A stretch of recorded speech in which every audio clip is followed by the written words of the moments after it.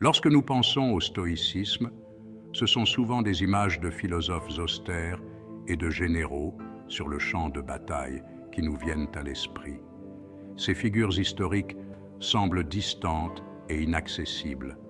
Pourtant, sous ces airs rigides, le stoïcisme offre une sagesse pratique pour comprendre et améliorer les relations avec les femmes. Il ne s'agit pas seulement de philosophie, mais d'une véritable approche de vie.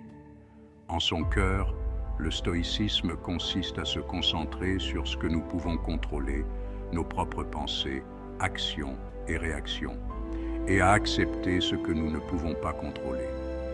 Cette distinction est cruciale pour notre paix intérieure.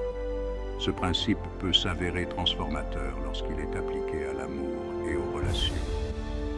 Il nous aide à naviguer les défis émotionnels avec plus de sérénité. En intégrant les principes stoïciens, nous pouvons aborder les relations avec plus de clarté, de résilience et de compassion. Cela nous permet de mieux comprendre nos partenaires et de renforcer nos liens. En fin de compte, le stoïcisme nous rappelle que le plus grand pouvoir que nous possédons réside entre nos propres mains. Le pouvoir de choisir nos réactions et de construire des relations plus solides et plus épanouissantes. C'est une philosophie de vie qui nous guide vers un amour plus profond et plus authentique. L'un des principes fondamentaux du stoïcisme est la dichotomie du contrôle, un concept puissant et libérateur. Ce concept nous encourage à faire la distinction entre ce que nous pouvons contrôler et ce que nous ne pouvons pas contrôler dans nos vies, nous aidant ainsi à mieux gérer nos émotions. Dans les relations, cela signifie reconnaître que si nous pouvons contrôler nos propres actions et réactions, nous ne pouvons pas contrôler nos partenaires, ni leurs sentiments ou comportements. Essayer de contrôler quelqu'un d'autre est la meilleure façon de nourrir frustration et ressentiment, créant des tensions inutiles.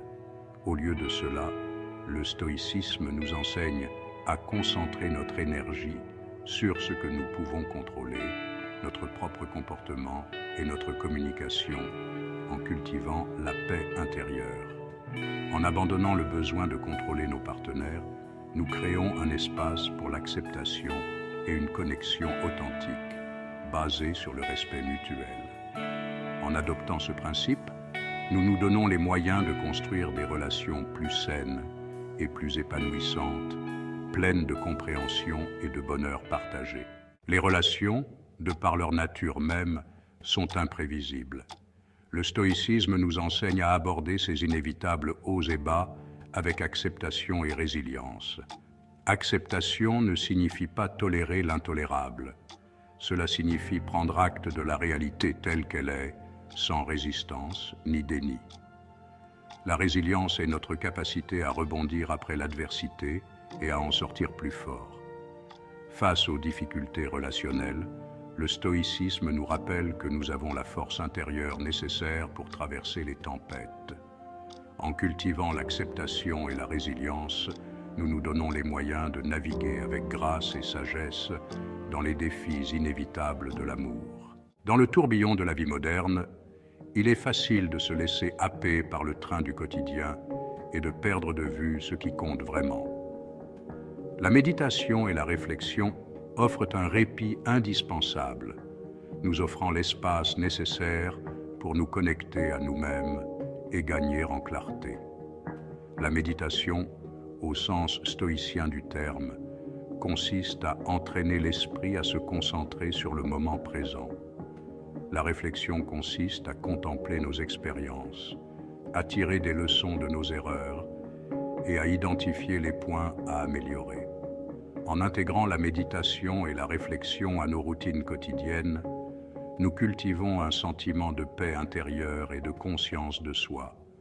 Nous devenons des partenaires plus présents, plus compréhensifs et plus bienveillants. Section 6. Devenir la meilleure version de soi-même. La voie vers l'excellence personnelle.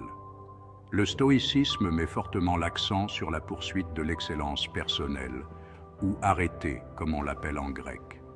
Il ne s'agit pas de rechercher la perfection ou de se comparer aux autres. Il s'agit plutôt de chercher constamment à nous améliorer dans tous les domaines de la vie, physiquement, intellectuellement, émotionnellement et moralement. Lorsque nous nous engageons dans la voie du développement personnel, nous devenons naturellement des partenaires plus attirants. En nous concentrant sur notre propre développement, nous évitons le piège qui consiste à essayer de changer nos partenaires. Les relations les plus épanouissantes sont celles dans lesquelles les deux partenaires s'engagent dans leur propre croissance et s'encouragent mutuellement à devenir les meilleures versions d'eux-mêmes. Section 7. La communication est essentielle. Parler le langage du stoïcisme. Une communication efficace est la pierre angulaire de toute relation réussie, qu'elle soit personnelle ou professionnelle.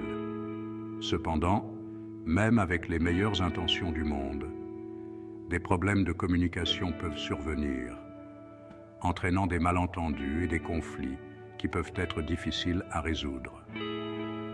Le stoïcisme offre un éclairage précieux sur la communication claire, empathique et respectueuse, en nous guidant vers une meilleure compréhension mutuelle.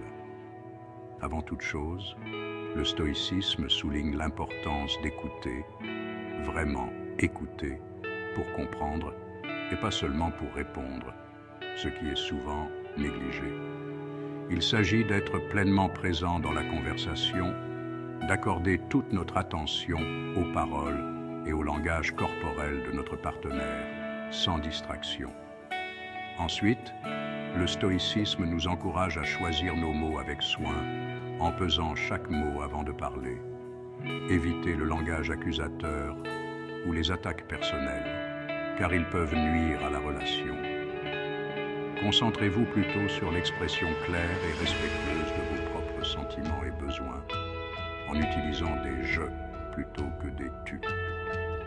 En abordant la communication avec empathie et respect, nous créons un espace sûr pour un dialogue ouvert et honnête, favorisant ainsi des relations plus profondes et plus significatives. Section 9. Votre voyage stoïcien. Une quête de toute une vie, celle de l'amour et de la sagesse. Adopter le stoïcisme ne signifie pas se transformer du jour au lendemain, ni devenir un robot dépourvu d'émotions. Il s'agit de s'engager dans un voyage de toute une vie, fait de découverte de soi, de croissance et de résilience.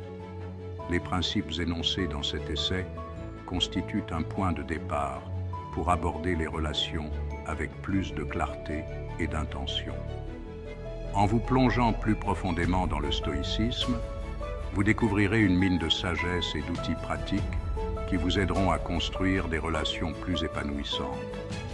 Faites le premier pas aujourd'hui et commencez votre voyage vers une vie d'amour, de sagesse et d'épanouissement.